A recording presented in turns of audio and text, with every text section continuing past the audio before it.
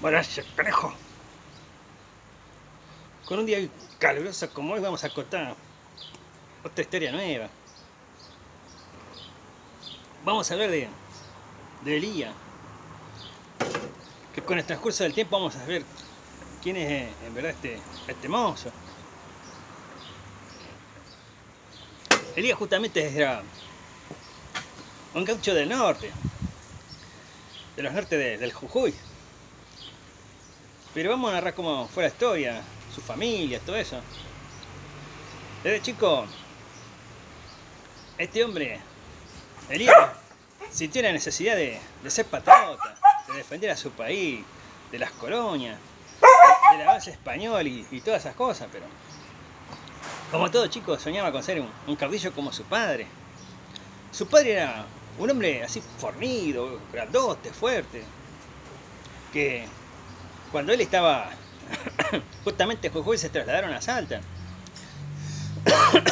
Justamente se fue a combatir a los españoles, su padre, donde estaba a las órdenes de Juan Martín de Güemes, donde ellos hacían las montoneras, o sea, se juntaban entre varios grupos de paisanos así que a caballo, y mantenían a raya a la ciudadela de donde estaba el dominio español, donde hay veces que lo sitiaban por meses para que no pasase ningún suministro ni nada que pueda ayudar a los españoles. Y su padre se hacía de muy joven. Tuvo 1000 batallas y 1000 cicatrices este hombre. Pero, como a toda persona, cuando se casó, conoció a su esposa y llegó a tener hijos, vio que ya no era necesario guerrear porque la cosa estaba tranquila. Y la cosa fue así. Con el tiempo transcurría más o menos los años 65. Ya eran grandes, o sea, era una familia que estaba creciendo, sus hermanas, su hermano mayor y él. Y su padre le enseñaba a su hijo mayor, tanto como Elías, al cultivo, al ganado, ya que tenían alpaca, tenían chivo, y cosechaban la tierra, el maíz, cosechaban todo lo que sea para poder comer y sobrevivir y estar bien. Y su madre era una ferviente religiosa, que siempre Elías, como su padre llevaba siempre al mayor porque era el más responsable en todas las cosas, o sea, su madre siempre enseñaba tanto a sus hijas, o sea, a las hermanas de Elías como a él, a creer en Dios, de que Dios es el creador de todo, de que Dios todo lo puede y que Dios justamente le dio esta familia, esta bendición, de que ellos son personas sanas, o sea, gurises sanos. Entonces siempre, cuando se iban a acostar o cuando se levantaban, cuando comían, la madre muy, pero muy religiosa, siempre le inculcaba el amor a Dios y se oraba para comer, para acostarse, para todo. Entonces Elías siempre se sentía atraído y cuando podían se iban a la parroquia del poblado, el más lejano que había. Y la madre siempre fielmente llevaba a su esposo, aunque su esposo a veces quería trabajar la tierra, ya que era un hombre fuerte, alto y fornido, que amaba mucho a su familia, el que les daba lo mejor, y que tenía experiencia militar justamente porque él comandaba las cuadrillas. Cuando Güemes le daba una orden, todo el mundo se iba al campo de batalla o a sitiar. Y más de una vez este hombre sacó varias heridas, ya que su piel parecía más bien un trapo cosido de tantas costuras que tenía y de tantas marcas. Pero él nunca se quejó, hasta que más o menos empezó a reinar un poco la paz. ¿Qué pasó entonces? Cierto día se armó la guerra contra el Paraguay. Y eso no estaba bien visto por los federales, ya que los federales veían al pueblo paraguayo como su hermano, como su aliado. Y no tenían ni rencores ni odios contra el Paraguay, ni contra su presidente, ni con la gente, ya que a la gente la consideraban hermana. Pero el nuevo gobierno que había, el comandaba justamente el general Mitre, ordenó justamente una guerra. Pero ¿qué pasó con esta guerra? Esta guerra justamente trajo muchos problemas al país, ya que cuando empezaron a enfrentarse y adentrarse en territorio paraguayo que desconocían, empezaron a mermar las tropas. Imagínense, ya sea por las armas, pero también incundía ahí las enfermedades como la fiebre amarilla, tifoidea, malaria, había de todo, porque imagínense que ahí había muchas lagunas, muchos esteros, había muchas ponzoñas, y las enfermedades estuvo a la hora del día, y hizo estragos en la tropa argentina, ya sea argentina, o en los uruguayos, y en los brasileros. Cuando corría más o menos el año 68 estaban escaseando las tropas, entonces el gobierno de Mitre se vio obligado a hacer la leva. La leva, les comento, lo que hacía era justamente ir de pueblo en pueblo, o sea, del norte, y traer todos los hombres capacitados para la guerra. Pero como ya le dije, había revueltas en el norte, porque tanto el Chacho Peñalosa como otros líderes no estaban de acuerdo con pelear, así que no querían ir a la guerra, y menos contra el país hermano. Pero Mitre mandó a su ejército, a la orden del general Paunero, y con el general Paunero iba también el capitán Jerónimo Espínola, que era un buen estratega militar, pero ya las cosas le empezaron a cambiar por la forma de cómo avanzaba la guerra y el poco honor que había entre las tropas argentinas en fusilar justamente a los prisioneros. La orden era traer a todos los revoltosos y todos los hombres que puedan para que vayan a combatir al frente. Y justamente lo más experimentado eran todos los jujeños, salteños que habían luchado a favor en los tiempos de antes contra los españoles y tenían experiencia, pero ya estaban grandes todos. Entonces cuando iban reclutando a la fuerza y encadenados los iban llevando, llegaron hasta la finca de la familia de Elías. Elías en ese momento tenía unos 14 años. En el 68 más o menos. ¿Qué pasó? Lo siguiente. Irrumpió la tropa del ejército argentino. Y ahí estaba justamente reclutando el sargento Escobar, que era un acérrimo amigo justamente del general Paunero. El Paunero a este le decía que tenían que traer a todos, no importa que sean jóvenes, viejos, lo que sea, necesitaban todo para cubrir la guerra. Pero el capitán Espínola, Jerónimo Espínola, no estaba de acuerdo con eso. Espínola solamente decía que se llevaban a los hombres. Pero, como habíamos visto cada vez que lo llamaba el general Paunero para ir al campamento, este sotreta no hacía orden, o sea, no hacía caso a la orden del capitán. Y cuando él llegaba, justamente cuando llegaban no eran prácticamente voluntarios, sino que eran prisioneros porque eran obligados a ir. Vio que había muchos mocitos de 13, 14 años, 15. Y entonces él decía que no, que eso no es para combatir. Eso tiene que estar con su familia ayudándolo. Así que dijo que los liberen a todos. Pero, como el general Paunero vio con buenos ojos que era justamente lo que necesitaba, más volumen para el ejército argentino, le dijo que no. Que se queden y que combatan. Y que mueran por la patria si es necesario. Esto ya no le gustaba nada. Y entonces, con respeto, a veces le hablaba el capitán Jerónimo Espínola de que la cosa no es así. Para eso se combate con los hombres. Estos jóvenes no están entrenados, solamente saben de arado y de tierra y esas cosas. ¿Cómo van a llevar a unos gurises así? Pero no se podía discutir, ya que la orden era ello. Entonces, ¿qué pasó? Cuando cierta vez se estaban acercando a la finca justamente del padre de Elías,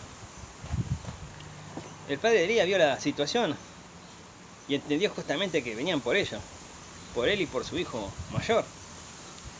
Entonces el hijo, que ya estaba retirado, que ya era un hombre mayor, que no podía hacer no podía combatir más.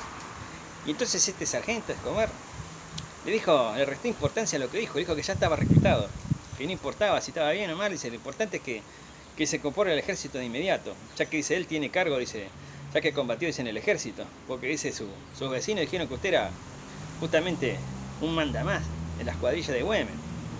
Dice, sí, pero eso fue hace mucho, yo ya no combato más, dice. Ahora me dedico a mi familia. Dice, ¿qué familia ni familia? Dice. Y entonces cuando se lo iban a llevar de prepo, este hombre, a pesar de que era mayor y justamente sus años había entrado, cuando lo agarraron a su hijo para llevarlo a informar, este hombre abrió su palma de mano que estaba acostumbrado, imagínense, al arado, a la tierra, esa tierra dura, seca, y le pegó tal sopapo en la cara a este sargento que lo tiró al piso, lo revolcó, y ahí se le vino a la soldadesca, y lo empezaron a golpear. Y entonces este sotreta se levanta del piso y saca sable como para ultimar a este hombre mayor. Entonces aparece el capitán Jerónimo Pínola y dice, ¿qué están haciendo? Dice, este sotreta, dice, me levantó la mano, dice, y si merece ese castigo, dice, porque yo soy un oficial del ejército, dice, y no me puede levantar la mano. Dice, mire, sargento, dice, yo por la forma que lo conozco a usted, dice, tampoco es muy amable que digamos con la gente. Dice, mire, dice, este hombre fue un líder, dice, en su época, dice, y él tiene conocimiento militar, dice, y nos va a ayudar bastante, dice. Y entonces dice, bueno, está bien, dice, llévelo, dice, pero no así, dice, y menos, no me quiero enterar que usted le pase algo a este hombre porque lo paso a fusilamiento. Y entonces agarraba el sargento, se mordió los labios y lo llevó a él y a su hijo. Y entonces el sargento dice, ahí hay uno más. Y lo agarraron a Elías, que estaba ahí con su madre y con sus hermanas ahí, y lo agarran de prepo. Y entonces el sargento dice que se lo lleven con los demás. Al ver eso, el capitán Espínola cruza el caballo justamente entre el medio de los soldados y justamente de la madre con sus hijos. Él le dice, ¿qué están haciendo? Dice.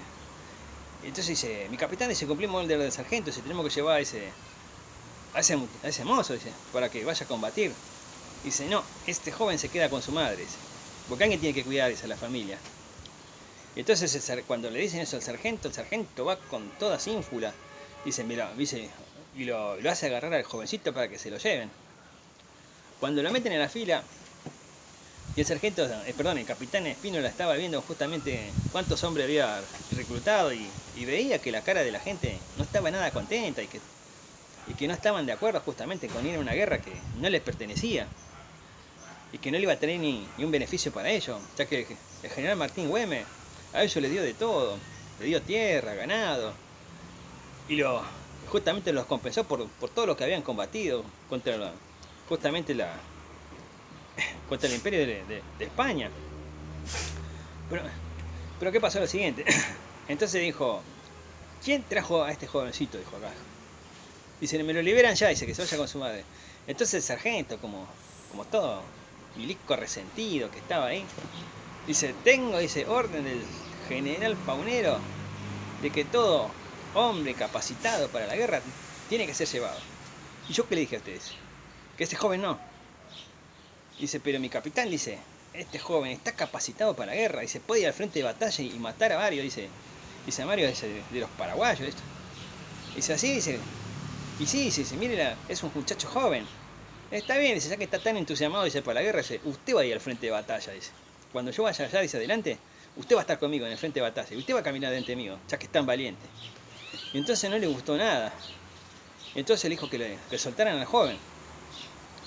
Cuando soltaron al joven que se fue con su madre, el joven Elías lo miró al capitán Jerónimo Espínola y le agradeció y su madre lo abrazó porque ya imagínense, ya habían llevado a su esposo y a su hijo mayor a la guerra, una guerra que ellos no querido. Entonces cuando llegan al campamento donde estaban todos prácticamente prisioneros, hasta se llevaron a los presos para que peleen. El sargento se quedó envenenado con esto.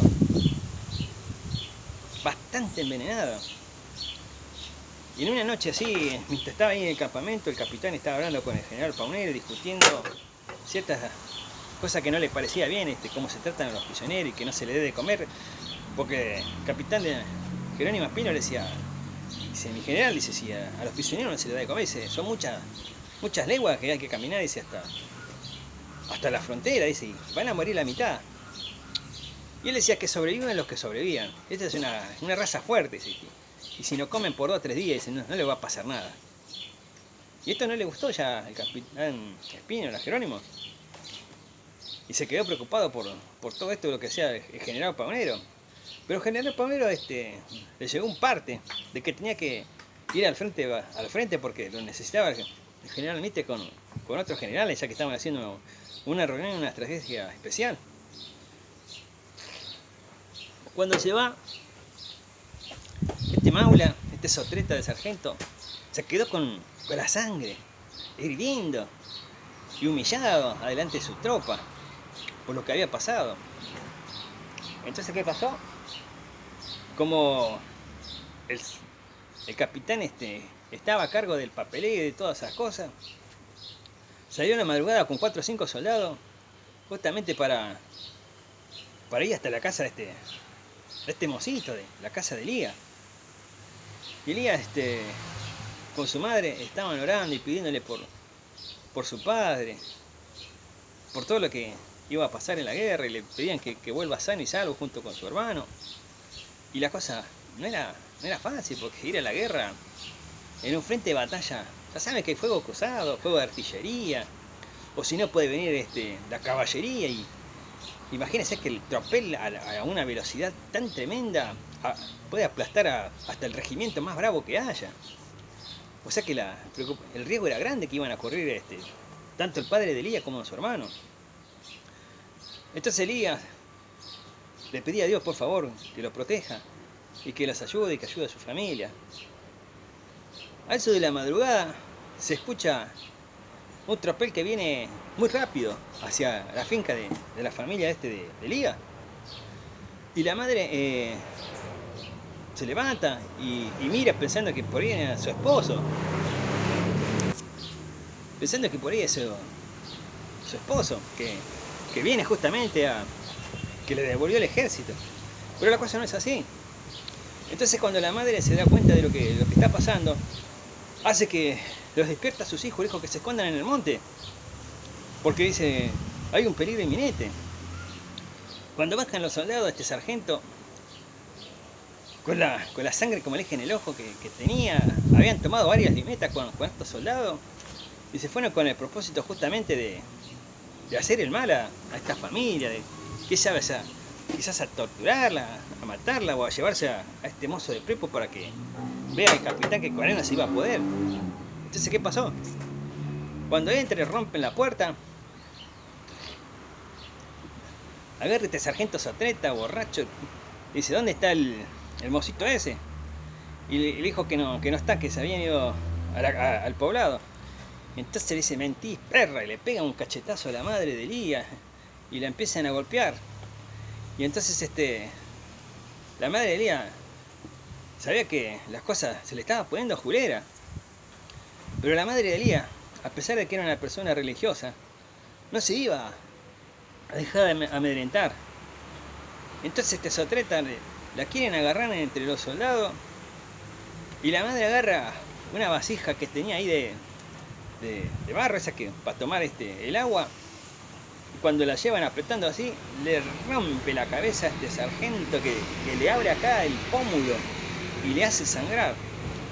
Y con la borrachera y la rabia que tenía, saca su espada y la atraviesa a la madre de Elías, que la termina ultimando. Y entonces dijo que vayan a buscar a los demás. Cuando empiezan a buscar, Elías va corriendo desesperado hasta adentro de la casa de su madre a ver cómo está esa mujer. Y cuando la ve, la encuentra agonizando, diciéndole que por favor se esconda y que le ore mucho a Dios para que ella pueda ir tranquila a descansar en el cielo. Y Elías entonces se empezó a desesperar. Imagínense que su pobre madre la habían ultimado. Entonces Elías se le despierta el odio, pero también estaba asustado ese jovencito. Imagínense que tenía 14 años. Y cuando se va justamente a ver qué pasaba, su padre, en la parte donde dormían ellos, tenía dos trabucos. Entonces agarra los 2 trabucos y sale al monte donde estaban escondidas sus hermanas, que empiezan a gritar. Y entonces cuando llega, encuentra que 2 soldados agarran a sus pobres hermanas, y cuando las tienen en el piso para hacer lo que es indigno a los ojos de Dios, Elías agarra martilla los naranjeros y le revienta la cabeza a cada uno y le dice a sus hermanas que se vayan. Cuando estos sotretas quedaron bien muertos, Elías agarra el facón de uno de estos sotretas. Y cuando justamente le dice a sus hermanas que se vayan, que él las iba a proteger, los otros empiezan a seguir, los otros dos soldados que quedaron, pero por suerte se habían ido al lado equivocado, que se habían ido las hermanas a esconderse, ya que se iban a ir para el poblado o a la casa de algún vecino que las proteja. Y entonces el sargento, con la sangre acá, que le chorreaba y todas esas cosas, empezó a decir que lo iba a matar a las gurisas y a él también, dice, así como mató a su madre.